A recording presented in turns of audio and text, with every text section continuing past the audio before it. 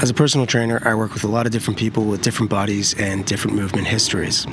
But one of the most common concerns that I hear when it comes to lifting surrounds the safety of performing a movement like the deadlift. This is because a lot of people carry a history of back pain and throwing their backs out, mixed with some persistent myths around the safety of performing deadlifts and other hinge-based movements. But I'm of the opinion that deadlifts, when performed correctly, are not only completely safe for most people, but are also one of the best exercises to build overall strength, resilience, and confidence in movement. It's also an extremely functional movement, since at some point you're going to have to pick something up off the ground. So in this video, I'll give you a simple setup for deadlifting that can help you build strength and deadlift with confidence. But first, my name is Andrew. I'm a personal trainer and movement coach based in Toronto, and my goal with this channel is to help people feel better and move with confidence both inside and outside of the gym. So I think the biggest mistake that people make with deadlifting is doing too much too soon without building the foundational pattern. I think that deadlifts often get touted as this very complex lift to execute, but it's really just setting up your lower body to lift something heavy off of the ground. So today I'm going to use a kettlebell, but the same basic principles apply to any other sort of deadlift, like those with a barbell, trap bar, or dumbbells. Where you hold the implement depends on the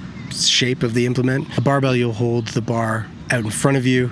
Kettlebell, you can hold in between your legs, and a trap bar you'll hold on the outside of your body. But fundamentally, how we set up the movement with your core bracing, your hip hinge, and just generally pushing off the floor stays the same with any version of the deadlift. The very first thing you need to know when you're learning how to deadlift is how to properly brace your core. Proper bracing technique will help lock your spine into place, not allowing any room for the spine to move when it's under load. It's not necessarily a bad thing to flex your spine under load. There are exercises like Jefferson curls that can be utilized to help build strength in the low back. But for right now, we're going to learn how to brace your core to minimize movement of the spine. First thing we have to talk about is diaphragmatic breathing. A lot of the time, people will breathe, they breathe up and into their lungs. So we inhale and the shoulders lift. What we're gonna try to do now is minimize that. So you're gonna place one hand on your chest, one hand on your belly. As you breathe in, you're gonna try to expand your belly in 3 dimensions. So belly out, side of your torso out, back out. And you're gonna try to use that hand on the belly to monitor that. And then you're gonna place one hand on your chest and try to minimize the up and down movement of your shoulders as you breathe. So let's try that together. Breathing in to your belly, and out. Notice how my shoulders aren't moving, or at least are moving very minimally.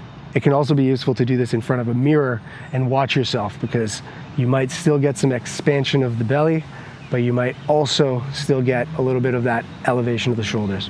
Once you can minimize the movement of your shoulders as you breathe, you can breathe into your belly. You're gonna flex your abs around that space that you've created. This is gonna help create a nice rigid trunk that will not move under load, while at the same time giving you space to breathe while you execute the movement. So this core bracing is really useful for all movements, but specifically today we're talking about the deadlift, so that's how we're going to apply it.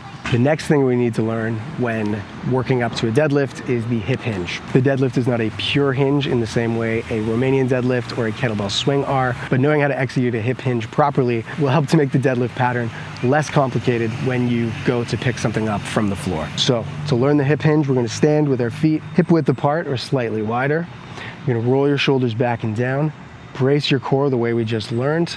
So breathe into your belly, flex around that expansion that you've created. Then you're gonna place your hands on your thighs, and you're going to sit your hips back into space, keeping your knees soft as you bring your torso towards horizontal.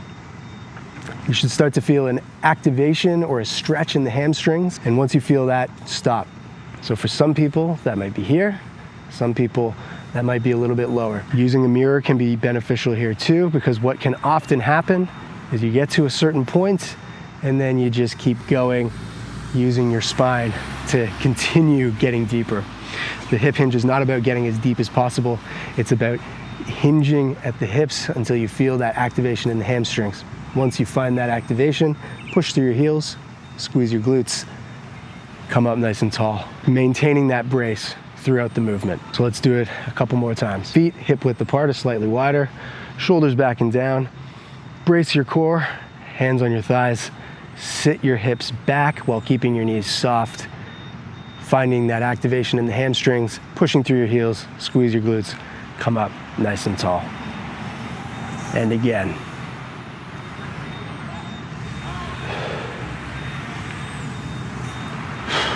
A very common thing that I see when people are learning the hip hinge is they push their knees too far forward as they try to execute it, and it turns into a squat. So when you're learning the hip hinge, think keeping your shins vertical or as vertical as possible will help to keep you performing a hip hinge rather than a squat. So you can do this with weight as well to help strengthen your posterior chain. But for today, we're just gonna do it unloaded, and we're gonna move on to the deadlift. Putting it all together, the deadlift, like I said before, is not a pure hip hinge. It's a hip hinge with a small squat just at the bottom. So we'll stand over the weight. The handle of the weight, in this case, it's a kettlebell, is going to be at your midfoot. So somewhere in line with the arches of your feet. You're going to set up the hip hinge the way we just learned. So feet slightly wider than hip width apart, shoulders back and down, brace your core, hinge forward, and realize that at a certain point you won't be able to reach the handle, and rather than flexing at the spine to get there, we're gonna push the knees forward. You still wanna maintain that activation in the posterior chain, so that's where we wanna set that hinge first and then push the knees forward. Grabbing onto the handle, you're going to roll your shoulders back, maintain that brace. You're gonna push through your heels, squeeze your glutes, push the ground away, and stand up. To return back to the ground, slight hinge, and then push the knees forward as you return the weight back to the ground.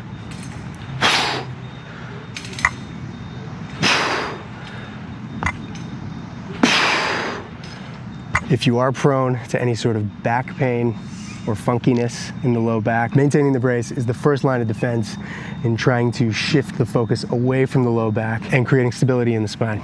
The second thing is to keep the weight as close to your body as possible. The further out the weight is from your body as you're lifting off the ground, the more that your back has to work in order to maintain that spinal position. So keeping the weight close to your body, trying to stay on top of the weight as much as possible. With the barbell, that's keeping the bar close to your legs. With a kettlebell, that's staying on top of the weight. In all cases, keeping the weight close to your body will help you to shift the effort into the glutes and the hamstrings the way that we'd like, and alleviate some of the stress on the low back. And the third thing is to try to push through your heels as much as possible, at least while you're learning the deadlift, because I find that helps to find the glutes a little bit more than if your weight is shifted forwards onto your toes. If your weight is forward, that tends to push the weight forward, and like we just talked about, that can put a little more strain on the low back. So keep the weight as close to you as possible, push through your heels, really emphasize the use of your glutes in the movement, and keep that core braced all the way through. Keeping all those cues in mind should help you to perform the deadlift and work it into your program to help you build strength and drill the pattern of lifting an object off of the ground. And the final point I'd like to hammer home is don't do too much too soon. You can load it up slowly, progress over time, and allow your body to adapt to the increased load. So that's the video for today. I hope you got something out of it. Let me know what you think in the comments down below, and consider subscribing to the channel to keep up with what I'm putting out there in the world. I'll see you next time.